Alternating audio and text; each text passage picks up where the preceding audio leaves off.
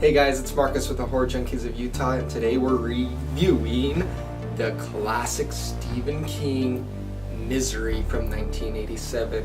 Now it also has an off-Broadway adaptation and a movie that was released, which Kathy Bates did an amazing job playing the crazy Annie Wilkes, and she actually won an Oscar for her performance on this film in 1990. But on the book side of things, basically we're following a character named Paul Sheldon. He's an author who's coming back from a writing trip, gets in a car accident, and is rescued by his biggest fan, which is Annie Wilkes. Now we slowly figure out that Annie's got a crazy side. She is his biggest fan, but also she's a little nutty and wants him to write a book for her.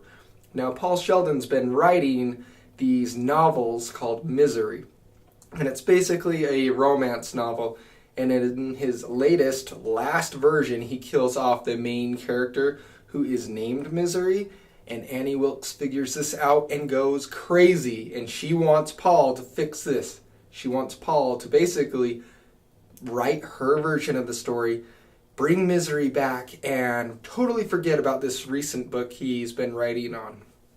So, that being said, she takes Paul Sheldon captive and keeps him indefinitely until he finishes the book, and we slowly figure out that she plans on maybe killing him at the very end of the book when he's finished writing it.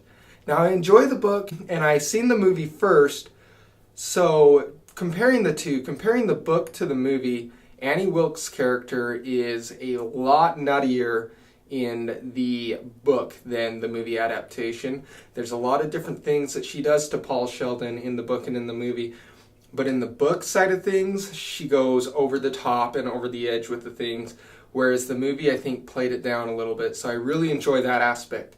But the thing I don't enjoy about the book is we are constantly going back and forth between the Annie Wilkes Paul Sheldon story and actually reading what Paul Sheldon's writing from Misery, which it has an interesting take, but I just don't enjoy the Misery story itself.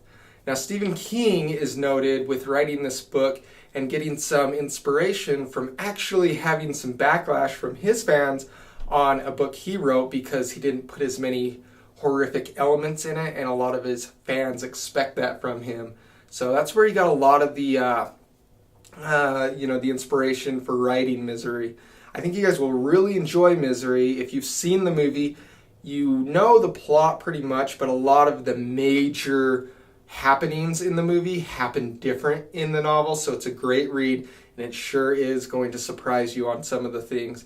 And then again, if you are a little scared or turned away by over-the-top psychological mess with your mind type things of stuff that could actually happen, because it puts its own spin on that term, I'm your number one fan. It puts a spin on that to where if you have any fans out there of you YouTubers, stuff like that, it's going to kind of make you think, oh, do I really want number one fans like this? And I like that psychological element to it. But if you're not a big fan of the psychological horror stuff and you just want straight up gore, guts, and monsters, this isn't the book for you. But if you want something with more of a humanistic aspect to it, I think you'll really enjoy Misery. So go check it out. I am Marcus with the Horror Junkies of Utah. I want you guys to have a great night. Go read Misery by Stephen King. We will see you all later.